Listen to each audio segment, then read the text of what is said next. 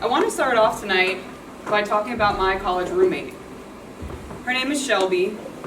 I met her the first semester that I was in college. I went to UCF for 2 years. This was in my summer semester. I was 17, 18 years old. And I became friends with her, and I remember she had all this cool stuff to tell me all the time. And she was young. She was, my age, 18, 19, and she's from St. Petersburg, Florida. And she told me that when she was like 12 or 13, she went on a mission trip, right? She came from a rather religious family, and she was in Latin America. And then she told me when she was later in her teens, maybe 15, 16, she went to Europe, like on a class trip. And she had all these goals in life, and she wanted to teach overseas at one point, and she also wanted to do Teach for America. And at this point, I was like, damn it, Shelby, like, how do you have all this cool stuff to say? You have such a great story. And I was like, I need a story too. I want to have a story. I want it to be memorable. I wanted to be able to tell that story. I wanted something people would remember me by. Little did I know, at that point, I wanted personal brand. So this is You're a Book, You're a Brand, and it's about storytelling and personal branding and the connection between the two. So I'm Emily Cleary. This is me. This is really me, more me. And I just love mangoes, and that's it. You'll hear the rest of my story later. So some things that I'm going to go over today: telling your story, how others tell your story, increasing your brand value, and how your brand value will impact your life. So there's a quote by a very little known man named Jeff Bezos. Your brand is what people say about you when you're not in the room. So just think about that. But I first wanted to go over telling your story. So you're writing this book of your life, right? You're writing a narrative. Every day you're writing the same narrative. And at any point, realistically or unrealistically, depending on your perspective, you could change your entire life. You could say, I'm done with this, I'm moving to Australia, and I'm going to take up underwater basket weaving, and that's going to be my life. And you have that choice, right? And that's a beautiful thing about life. But what's your story now? Where's it going? Do you like how it's going? Is there something that you want to change? Humans love stories. We've been telling them since the very beginning of time. So let's go back to cave paintings, cavemen, cave women. They were telling stories in the caves to each other. That's how they communicated. This is from the Magura cave in Bulgaria. It's between 8,000 and 4,000 years old, estimated. Hieroglyphics from ancient Egypt. This is how they told stories and how they communicated. Oral traditions. So these are myths, songs, and chants, and you see them in various cultures. So in native cultures, in Eastern cultures, in Roman cultures, that's how they passed down everything that they knew. Then we moved on to written languages, so things like Latin, Greek. And we started historically documenting things in a way that we understand a little bit better. Then we move on to tech and media. So we have text messaging, right? Good old QWERTY keyboard. This is me texting myself. That's why it's back and forth are the same. Emojis, language, right? We always speak in emojis. We have to have an LOL or else we're too serious. And then stories. Stories are appearing everywhere. So I was just looking at my notifications, and I had one from Apple News, and it was top stories. I was searching for an app in the App Store. I searched for Facebook, and I found story. Honestly, I didn't even look into what this was. I was just like, wow, what is this? It's going in my presentation. So that's something I need to look back on. And then more stories.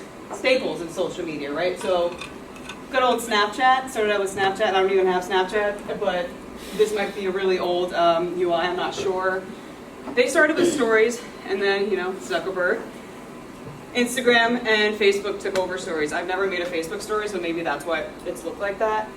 It looks like that, and I don't think I've ever viewed one, but they're there, and they're there all the time. It's how people document their lives to others. But who are the characters in this story, right? So in your story, you are the main character. And character is something that should be steadfast. You should be proud of it, right? Who are you? How do you represent yourself? So character can be defined as the way someone thinks, feels, and behaves. Somebody's personality. What someone stands for, holds dear, their values, principles, calling who they are, things they love, what they're passionate about, and that's what your character consists of. So make sure that you understand your character so you can move forward in creating your personal brand. Because after character comes competence, and we can see that as experience, right? So as humans, something that we love to talk about, and what we talk about quite often the best, is ourselves.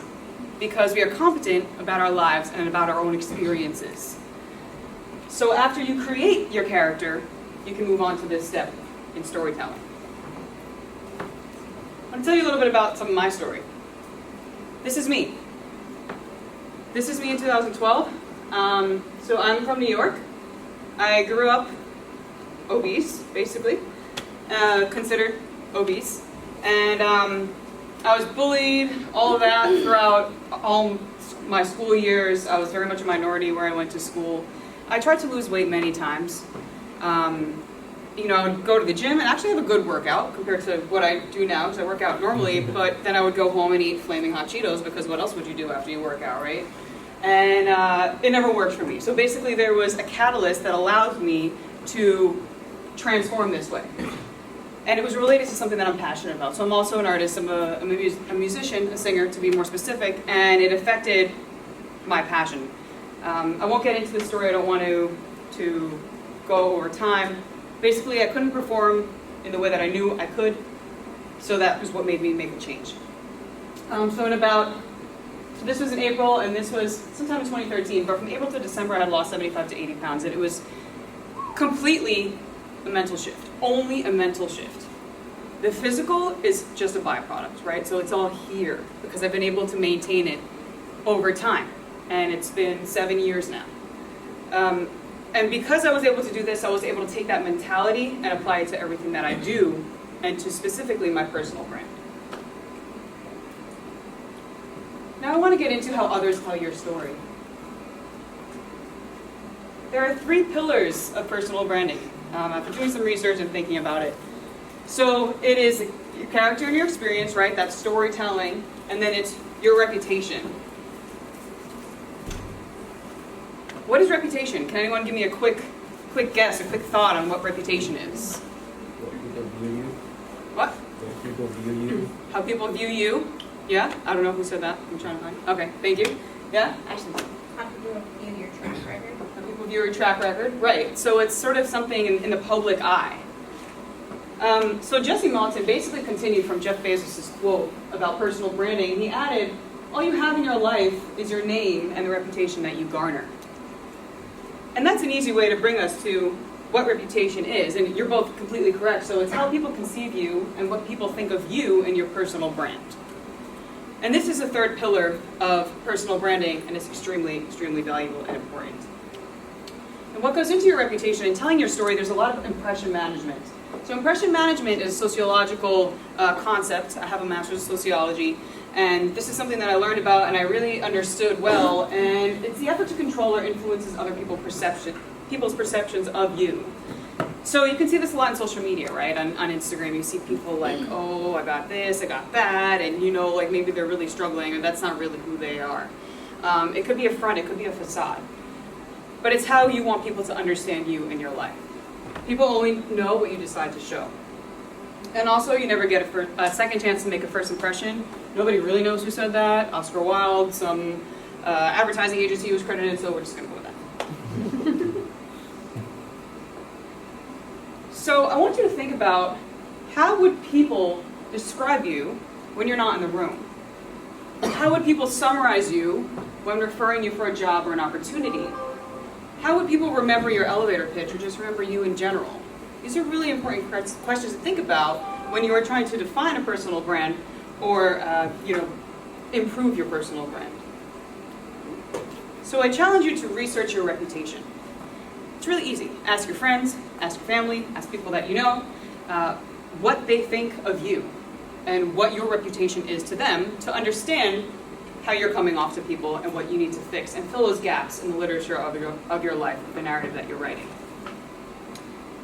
Lastly, I have this here because if you have a polished reputation, if you have a good name, you have credibility, your stake price, is higher. Therefore, people will invest in you more. 82% of investors want the companies they invest in, think of yourself as a company, to have a strong brand. So if you have a strong personal brand, you are worth more, therefore you will gain more. So increasing your brand value, sell yourself. At minimum, you have to do this. And there's different ways that you can do this. So according to consumer surveys, 22% of consumers say authenticity is the most important brand attribute, so be authentic. 31% say it's being trustworthy, and 29% say it's being creative. To me, I think it's more important to be authentic and to be trustworthy because people trust you in that way. They know that you're honest, they know that it's you, you have a good reputation, you have a good name. There's tons of companies out there that aren't necessarily creative companies, but they do very well, and they have great branding. So that's why I'm a little with that one, but really important to be authentic. Also, be relatable. Oh, it didn't change that? Okay. Be relatable. You're a human, you're talking to another human, that's it. Positions don't matter, right? You are not your job, it doesn't define you. When people ask me, what do, I know they're asking, what do I do for work? But when people ask me, what do, I say I do my best. My job is not who I am. And there's so much more, I think, than just your job. Be kind, simple, be positive, also be realistic, but we don't need any negative Nancys or negative Nelsons in here. And then be inspirational, so tell people what inspires you, be an inspiration to them, make them remember you, make them want to know you, and pass around your name. Fail forward.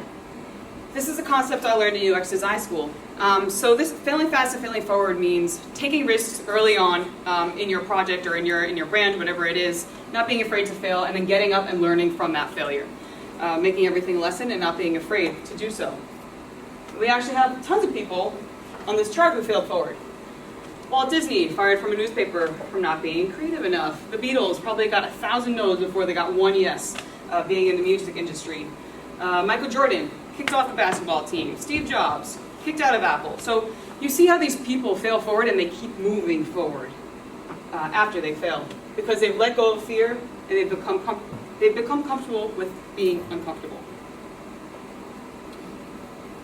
Building relationships.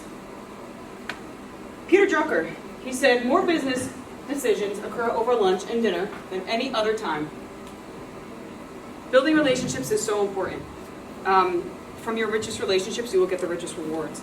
Yes, it's what you know, but it's really who you know. And you have to establish rapport and build these relationships in order to get somewhere else, rather than where you are. So, have mentors. You become who you surround yourself with.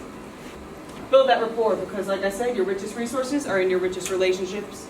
And then learn. Reiterate what others are talking to you about. Make sure that they know that you understand them. That sets some standard of respect. Networking and community. You're all here, right? So your network is who you know. Your reputation is who knows you. I'm going to leave that one there. That's pretty much it for that one. But quick tip.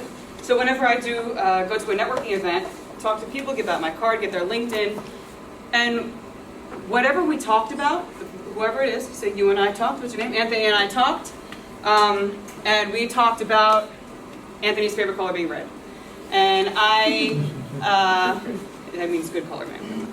And I add Anthony on LinkedIn. Hey Anthony, it was great to meet you, proactive growth. I love that your favorite color is red. Can't wait to have another red conversation soon. And I send that, right? So it's just making a personal touch in networking will get you a long way. Bring you a long way, excuse me. Setting yourself apart. Find a focus. Pick something that you want to be focusing on.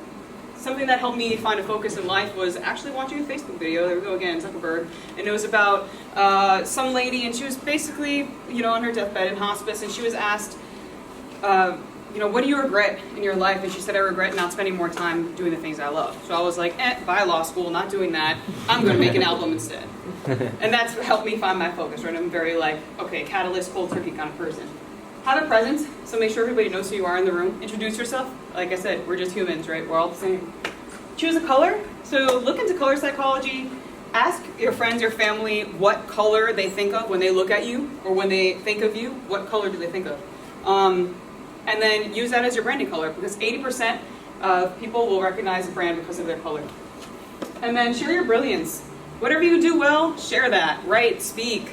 Let people know what you do, because you never know who somebody else knows, and that can bring you a long way. Be consistent. 23% revenue increase due to consistent brandings across all channels, and 90% of users expect to have the same branding across all platforms and channels. Your Instagram, your Facebook, your Twitter, your LinkedIn, your billboard, and your poster at the bus stop should all look the same. And lastly, your brand values impact. Lead more, learn more, earn more. And that's pretty much it. When you are doing these things, you're meeting the right people. When you're leading and learning, you're able to earn more because you can negotiate more, because you have more to show, because your brand is stronger. So when you're establishing that personal brand, it will lead you here. So, like I said, what's your story? I really want you to think about that. And I'd love to hear some of your stories tonight after we hear the rest of the wonderful speakers. And I can share the rest of mine with you.